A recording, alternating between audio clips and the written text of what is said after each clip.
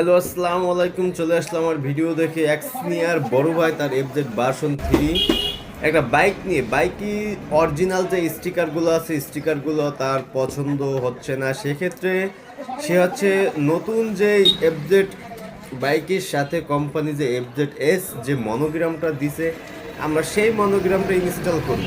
Finally হচ্ছে ট্যাঙ্কিতে যে original স্টিকারগুলো ছিল স্টিকারগুলো আমরা তুলে নিলাম। তারপরে হচ্ছে আমরা এফজেড এস এর যে মনোগ্রামটা ইনস্টল করব।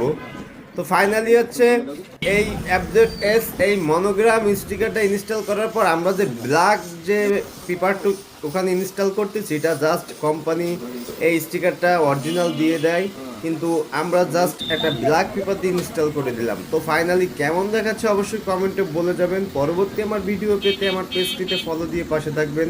যারা আমার অ্যাড্রেসটা জানতে চান, আমার অ্যাড্রেসটা হচ্ছে বাগেরহাট জেলা, চিতলমারি থানা, চিতলমারি পল্লী বিদ্যুতের সাথে শাউন স্টিকার। অবশ্যই ভিডিওটা কেমন লাগলো কমেন্টে বলে যাবেন, আর সম্পূর্ণ ভিডিও সাথে থাকার জন্য অসংখ্য ধন্যবাদ।